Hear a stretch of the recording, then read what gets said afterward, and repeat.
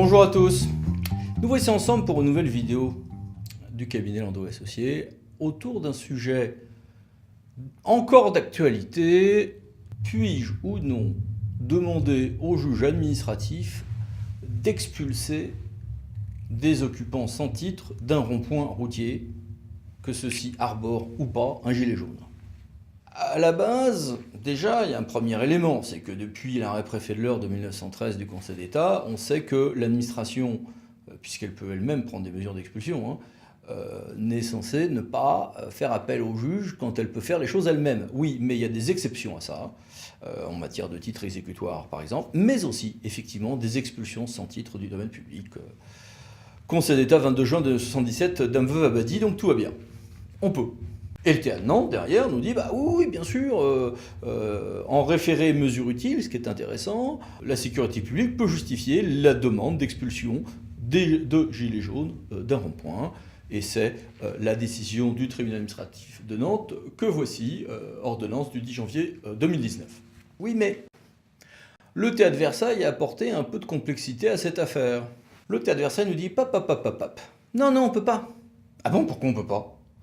On ne peut pas parce que le tribunal des conflits a dit le 8 décembre 2014, c'est un arrêt C-3971, qu'il fallait interpréter l'article L116-1 du Code de la voirie routière. Donc, il y a un article du Code de la voirie routière qu'il faut interpréter, nous dit le tribunal des conflits en 2014, comme donnant compétence au juge judiciaire et au seul juge judiciaire la compétence pour expulser des gens quand ceux-ci sont sur le domaine public routier, ce qui inclut les ronds-points. Et c'est ce que nous dit le tribunal administratif de Versailles le 21 février 2019 par une décision 190-126. Est-ce que le TEA de Versailles a raison?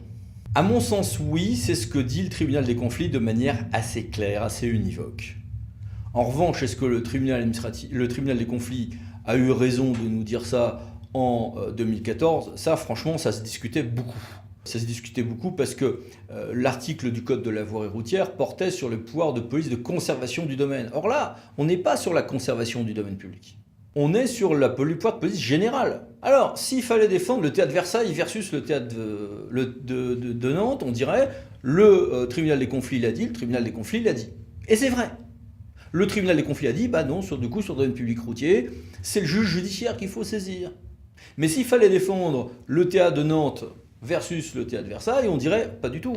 Parce que tout le raisonnement du tribunal des conflits est fondé sur la police de conservation du domaine, la protection du domaine public. Alors là, quand j'ai des gilets jaunes au milieu d'un rond-point, la question, c'est pas une question de protéger le rond-point. Enfin, oui, peut-être un peu. Enfin, c'est surtout une question de sécurité publique.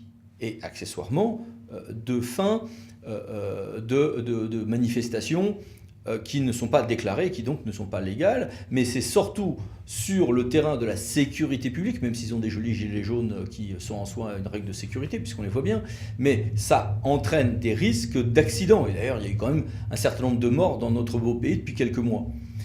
Fort malheureusement, tout le monde sera d'accord là-dessus.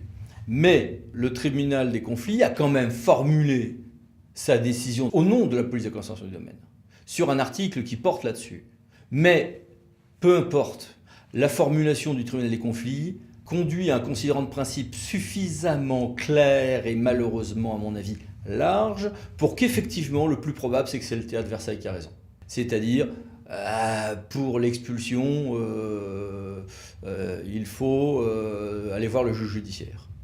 On pourrait essayer de concilier les deux en disant « oui, mais sauf si c'est un référé mesure utile, auquel cas là je vais voir le juge administratif ». Auquel cas, le TEA de Nantes et de Versailles auraient tous les deux raison. Ça se défend, mais c'est pas le plus probable, c'est pas le plus sécurisé. Merci, à bientôt, au revoir pour une nouvelle vidéo du cabinet Landau Associés.